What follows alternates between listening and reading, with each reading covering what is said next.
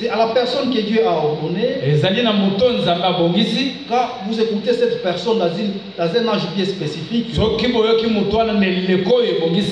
la miséricorde de Dieu repose sur vous. Ainsi, nous le sommes très reconnaissants parce que lui nous a aimés à premier. Il est allé même jusqu'à la croix, mourir d'un mort ignominie. Je suis porteur de salutations des frères de Goma, plus particulièrement de mon grand frère, le frère Caleb. Il m'a demandé de saluer l'assemblée. Et il m'a demandé de vous dire que le Seigneur vous bénisse. Que nous tenions toujours bon. Parce que le retour de notre Seigneur est imminent. Que le Seigneur lui-même nous tienne prêts à son second retour. Et ma prière en est que l'un de ces 4 matins, quand le Seigneur va baptiser son église du Saint-Esprit, que nous soyons parmi le nombre, même quand les saints entreront ces jours-là, que nous soyons aussi parmi le nombre, et que le Seigneur lui-même nous tienne prêts à son second retour. Et le vouloir et le faire, pour que nous puissions marcher par où le Seigneur Jésus-Christ est marché. Ce chemin qui conduit vers le ciel. Ce chemin, c'est Jésus-Christ. La parole manifestée. Frère Gédéon, tu vas faire donner un cantique. Et nous allons inviter l'orateur du jour.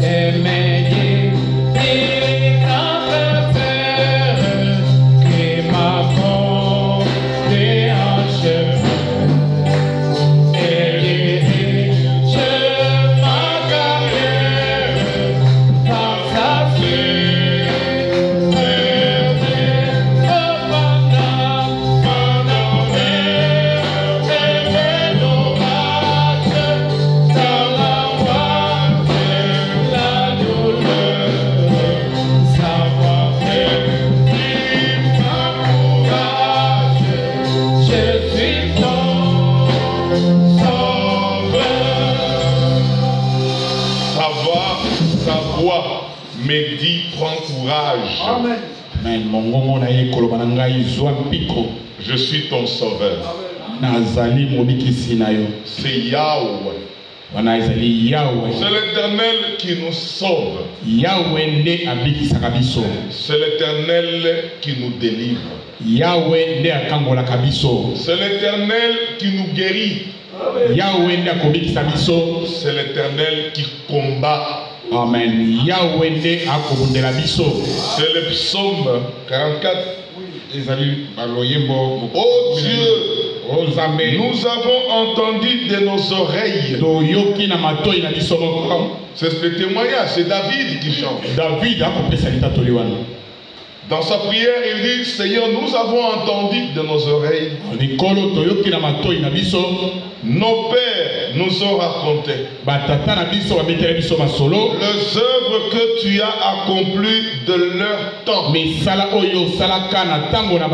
Au jour d'autrefois. De ta main, Tu as chassé des nations pour les établir. C'est-à-dire ce Dieu qui a chassé les Cananéens. Parce que les Cananéens étaient un peuple maudit. Dieu les a chassés pour établir son peuple. Pour prendre la terre des Cananéens, les donner à l'Israël. Dieu agit de la même manière. Il écarte tous les incroyants pour donner le privilège à ses élus. Il dit, de ta main tu as chassé des nations pour les établir. Tu as frappé de peuples pour les étendre. C'est-à-dire Dieu a frappé le peuple. Tout le peuple qui s'élevait contre l'Israël, je le frappais. Et il agit de la même manière. Nous sommes de ceux-là qui bénissent l'Israël. Si vous voulez être béni partout, vous êtes bénissez l'Israël. Priez pour la paix de Jérusalem. Là où il y a Benjamin Netanyahu, priez pour la paix de Jérusalem. Et vous verrez, la bénédiction viendra vers vous. Il dit, dès ta main tu les as chassés, tu as chassé des nations. Verset 3. Dès ta main tu as chassé des nations pour les établir. Tu as frappé des peuples pour les étendre. Car ce n'est point par leur épée qu'ils se sont emparés du pays. Ce n'est point leur bras qui les a sauvés, mais ta droite. Même nous n'avons pas de force. Nous sommes faibles. N'importe qui peut parler contre nous. Mais vous ne réagissez pas en mal. Agissez toujours en bien. Bénissez ceux qui vous persécutent. Bénissez ceux qui vous combattent. Priez même pour eux. Parce que c'est la droite de Dieu qui nous sauve. Amen. Sa droite, c'est sa puissance. C'est ton bras. Mais vous connaissez le bras de Yahweh. Ésaïe 53, il s'est levé comme une plante faible. L'homme de douleur. C'était Christ lui-même qui est le bras de Dieu. C'est la lumière de ta face. La lumière de sa face, c'est la parole révélée pour ton jour. Parce que tu les as aimés. Oh Dieu, tu es mon roi. Ordonne la délivrance de Jacob. Avec toi, nous renversons nos ennemis.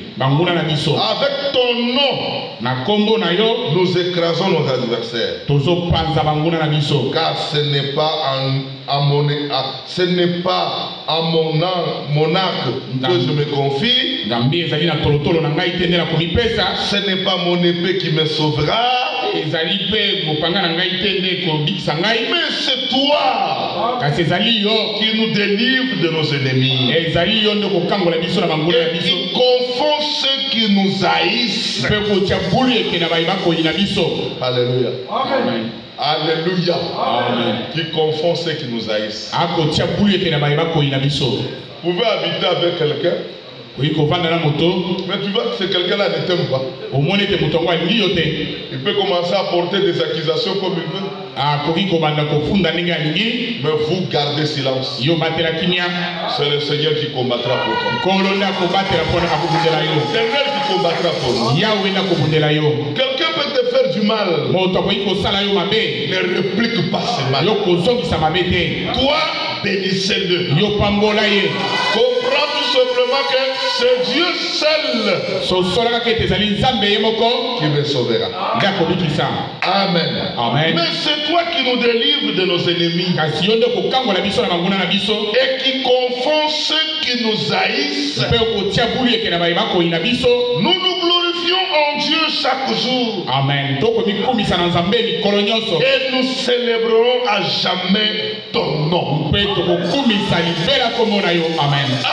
Amen. Célébrons le nom de Dieu. Amen. C'est ça notre vie. Amen. Amen. Même s'il y a des gens qui veulent faire leurs histoires, ne les regardez pas. Laissez-les faire ce qu'ils sont en train de faire. Mais le jour où l'Éternel s'élèvera, le jour où le juste d'Israël s'élèvera, il confondra tous ceux qui vous haïssent. Il confondra tous ceux qui vous combattent. Il confondra tous ceux qui parlent à mal. Toi, garde la parole de la promesse. Garde la parole de ton jour. Crois ce que Dieu est en train de faire. Attache-toi à cela. Et reste ferme. Tu verras le bras de l'Éternel. C'est un bon psaume de victoire. Tous ceux qui désespèrent, même au travail, nous n'avons pas de parapluie. Je vous dis la vérité. Nous n'avons pas quelqu'un pour nous soutenir. Dans ce monde, nous n'avons pas de parapluie. Mais dans ce monde, prenez l'Éternel au mot. Amen. Et gardez sa parole. Amen. Amen. Soutenez sa parole. Tu verras comment le Seigneur te délivrera. Que Dieu vous bénisse. Je vous invite à lire avec moi le livre d'Apocalypse. Apocalypse, je me suis rappelé de quelque chose qu'on devrait parler, mais on n'en avait pas parlé. Apocalypse 10. L'Écriture dit ceci. Apocalypse 10. À partir du premier verset, on se tient debout pour le respect de la parole. Je vis un autre ange puissant qui descendait du ciel, enveloppé d'une nuée. Au-dessus de sa tête était l'arc-en-ciel. Et son visage était comme le soleil. Et ses pieds comme des colonnes de feu. Il tenait dans sa main un petit livre ouvert. Il posa son pied droit sur la mer et son pied gauche sur la terre. Et il cria d'une voix forte comme rugit un lion. Quand il cria, le sept tonnerres firent entendre leur voix. Quand les sept tonnerres eurent fait entendre leur voix, j'allais écrire. Mais j'ai entendu du ciel une voix qui disait: seul ce qu'on dit les sept tonnerres et ne l'écrit pas. Asseyons-nous. Nous voulons faire l'étude sur ce livre. Vous savez vous-même que le livre d'Apocalypse c'est un livre qui a été écrit par l'apôtre Jean. Jean était conduit sur l'île de Patmos. L'île de Patmos existait. Et ça existe jusqu'aujourd'hui. Dans le temps ancien, les Romains utilisaient cette île pour aller jeter tous ceux qui étaient condamnés à mort. Quand on te prend prisonnier condamné à mort, on va te jeter sur cette île-là. Pour que les animaux féroces te bouffent et que tu meurs. C'est là où les Romains ont arrêté l'apôtre Jean. En ce temps-là, l'apôtre Jean était le pasteur de l'église d'Éphèse. Après le passage de l'apôtre Paul. Alors lui était le plus jeune des apôtres. Il est resté un peu de temps à Éphèse.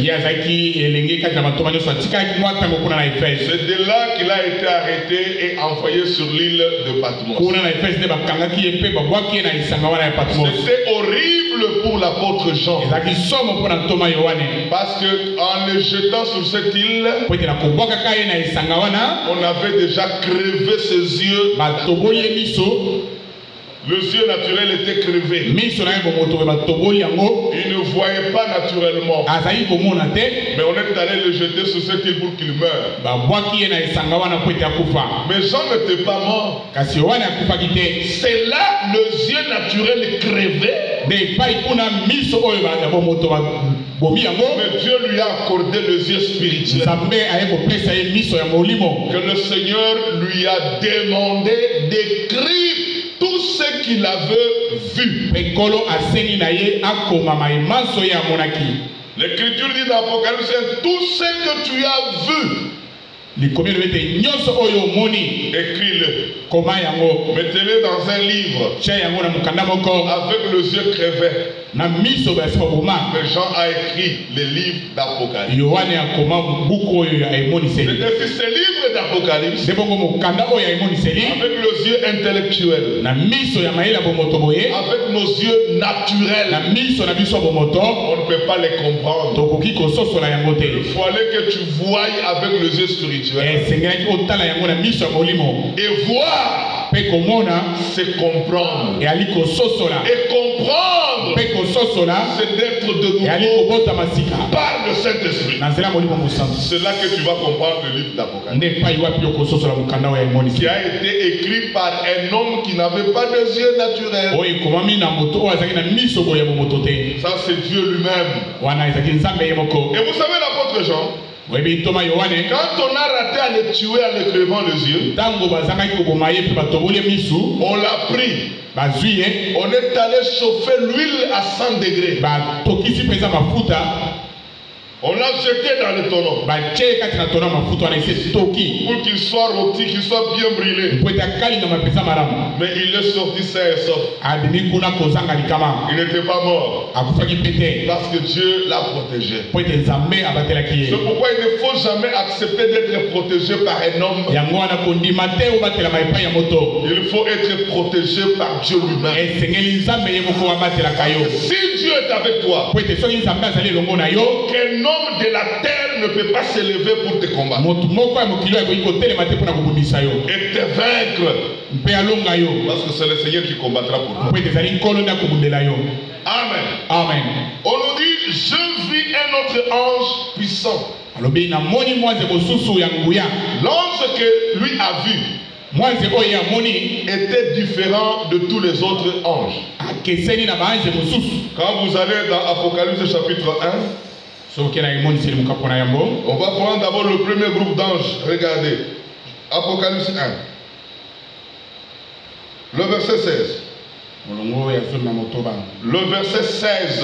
Il y avait dans sa main droite 7 étoiles. De sa bouche sortait une épée aiguë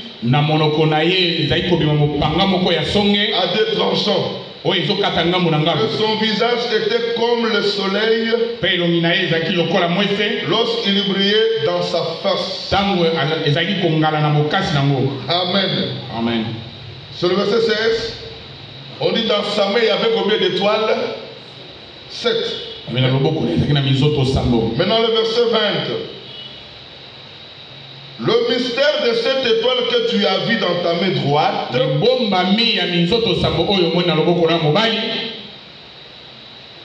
Dans ma main droite, il dit, et de cette chandelier d'or, les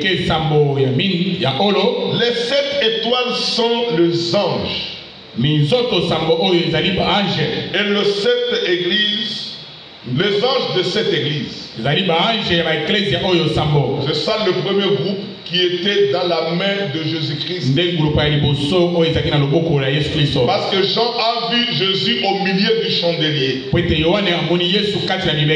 Quand on dit au milieu du chandelier, parce que c'est lui qui connaissait le début et la fin de son église. L'église de Jésus n'a jamais commencé à Kinshasa. Même à Lubumbashi. Même en Allemagne, même aux États-Unis. Même à Kamba. Mais l'église de Jésus-Christ, Adonai Yeshua Mashiach. Alléluia. Amen. Adonai Yahshua Hamashiach. Son église a commencé à Jérusalem le jour de la Pentecôte. Si vous voulez voir, prenez Actes des Apôtres chapitre 2. Chapitre 1 des Actes et chapitre 2 des Actes. Vous allez voir comment l'église a commencé à Jérusalem. Ils étaient au nombre d'environ 120 personnes. Il y avait des hommes et il y avait des femmes. Ce jour-là, ils étaient baptisés du Saint-Esprit. Le jour de la Pentecôte.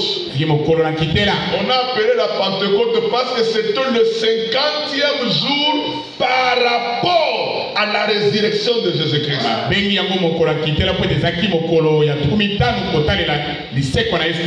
Jésus-Christ est ressuscité. Il a fait 40 jours sur la terre en se montrant aux élus. Après, il a dit au revoir à ses apôtres. Il est monté dans les airs. Il avait dit aux apôtres d'aller attendre la puissance du Père. Après 40 jours, les apôtres ont fait encore 10 jours. Après la montée de Jésus-Christ. Et le total, ça fait 50. C'est le 50e jour. Parce que le chiffre 50, ça veut dire le jubilé. Ça veut dire la Pentecôte. C'est là que Dieu a baptisé le croyant dans le Saint-Esprit et dans le feu. C'est ce baptême qui a amené la puissance dans l'église. L'église, quand vous lisez Acte 2, Acte 3 et Acte 4, vous allez voir tout ce qui était dans cette église-là. L'église était riche. Les croyants s'ajoutaient à un grand nombre à cause des grands miracles et de prodiges. Les morts ressuscités, les aveugles voyaient, les boiteux marchaient. Il y avait de miracles de la création. Et la richesse était dans l'église. Les croyants étaient une même âme. Amen. Et ils s'aimaient un même cœur. Il y avait le vrai amour. Mais toutes ces histoires que je viens d'énumérer, quand vous le regardez aujourd'hui dans les soi-disant églises, il n'y en a pas. C'est ainsi que vous allez voir le pasteur, au lieu de prêcher la parole, amener le peuple au salut, le pasteur commence à faire la politique. Non, le Seigneur n'a pas appelé le pasteur à faire la politique. Le Seigneur a appelé le pasteur à apporter la parole pour le le salut des âmes. Mais aujourd'hui, les pasteurs aiment devenir même les dirigeants de la CNI. Il veut devenir des parlementaires. Il veut devenir des ministres. Il veut même devenir des présidents de la République. Non, ça c'est manquer l'objectif. Parce que vous ne connaissez pas pourquoi Dieu vous a établi comme pasteur. C'est pourquoi je vous dis la vérité. Aujourd'hui, il n'y a pas de pasteur. Il n'y a pas de ministère. Nous attendons la puissance qui viendra du ciel. L'un de ces 4 matins. Quand cette puissance viendra, l'église sera restaurée. Et nous retournerons comme on était au début du jour de la Pentecôte. Avant de partir dans l'enlèvement. C'est ce jour-là, le jour de la pluie et de l'arrière-saison, quand le Seigneur déversera, le jour où le croyant sera baptisé du Saint-Esprit, nous allons voir le vrai pasteur. Nous allons voir le vrai ministère avec le vrai don. Alléluia. Amen. Quand vous voyez ce qui se passe aujourd'hui, comprenez que le ministère n'a pas encore commencé à exercer sur la terre. C'est une promesse. Nous l'attendons. L'un de ces jours. Que le Seigneur vous bénisse. C'est Jésus qui connaissait son église, son début et sa fin. C'est ainsi dans Apocalypse 1, on le voit au milieu de cette chambre. Dans sa main droite, il avait 7 étoiles. Alléluia. Amen. Le 7 étoiles, ce sont les 7 anges. On les appelle les anges de la voix, qui ont reçu un message de la part de Dieu. C'est pourquoi Dieu disait toujours à l'apôtre Jean dans Apocalypse 2 et 3, il dit écrit à l'ange de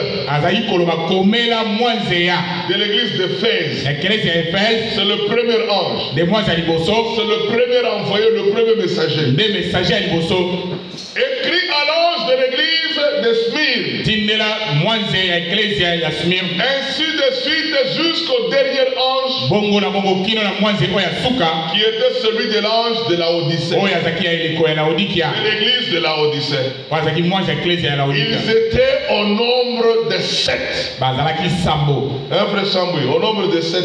Parmi lesquels il y avait Paul. Il y avait Irénée. Il y avait Colomban. Il y avait Martin. Il y avait Luther. Il y avait Wesley. Et ici dans notre temps, c'est Élie le prophète. Et nous avons